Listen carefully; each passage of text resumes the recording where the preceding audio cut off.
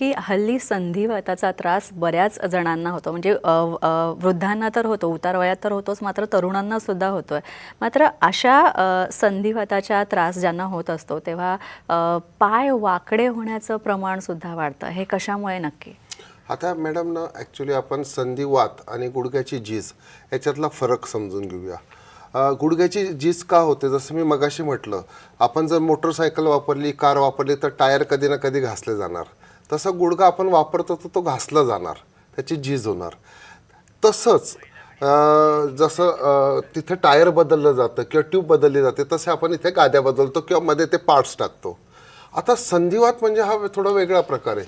साधारण 40-45च्या बायका किंवा कधी कधी 20-25 वर्षाच्या मुली पण आहे, त्यांची प्रतिकारशक्ती जंतूंना मारण्याचं काम सोडून स्वतःच्याच सांध्यांवर अटॅक करते.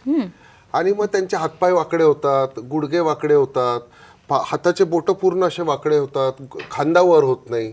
तर याला आम्ही संधिवात म्हणतो. आणि मग संधिवातामध्ये पहिल्यांदा औषध गोळ्यांची ट्रीटमेंट केली जाते आणि नंतर औषध गोळ्यांनंतरही गुडघे वगैरे सांधे त्रास देत असतील तर ऑपरेशनची गरज लागू शकते. त्याच्याकरता पण एक छानशी छोटीशी क्लिप आपल्याकडे आहे, तुम्ही म्हटलं तर आपण दाखवूयात. नक्कीच, आपण बघूया ती क्लिप. गुडघ्याचा त्रास असणारे बरीचशी मंडळी ऑपरेशनला खूप घाबरतात आणि त्यामुळे ते काय करता, खूप उशीर लावता, खूप चौकशा करत बसता, खूप औषध गोळ्या खाता.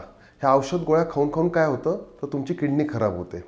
आणि ज्या वेळेस तुमचे गुडघे खूप खराब असतात त्यावेळेस ऑपरेशनशिवाय पर्याय नसतो, कारण गुडघे हे खरडले जात असतात आणि गोळ्या पोटात जातात आणि खूप उशीर केल्यावर पाय प्रचंड वाकडे होतात. कधी कधी एवढे वाकडे होतात की त्या माणसाला नीट चालता पण येत नाही.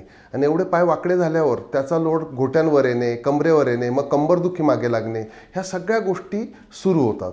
आता तुम्ही जर बघाल तर हे मिस्टर भालेराव ऑपरेशनला घाबरत घाबरत त्यांनी खूप दिवस लावले आणि बघा त्यांचे पाय किती वाकडे झाले. ते म्हणायचे, डॉक्टर मला 1 सेकंदसुद्धा चालवत नाही हो.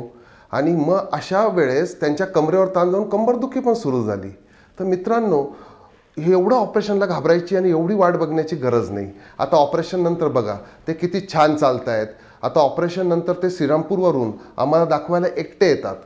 मग तिथं अर्थ काय, जेव्हा तुम्ही ऑपरेशनला उशीर करता त्यावेळेस आम्हाला कधी कधी एक छोटासा रॉड टाकावा लागतो, ऑपरेशन अवघड होतं, तोपर्यंत कंबरदुखी मागे लागते, गोळ्या खाऊन किडनी खराब होते, म्हणजे वेगवेगळे आजार तुमच्या मागे लागतात. आणि सगळ्यात महत्त्वाची गोष्ट म्हणजे अतिशय आनंदाने जगण्याचं आयुष्यातले कित्येक वर्ष त्या ऑपरेशनच्या भीतीपोटी वाया जातात. तर आता ऑपरेशनला घाबरायची गरज नाही.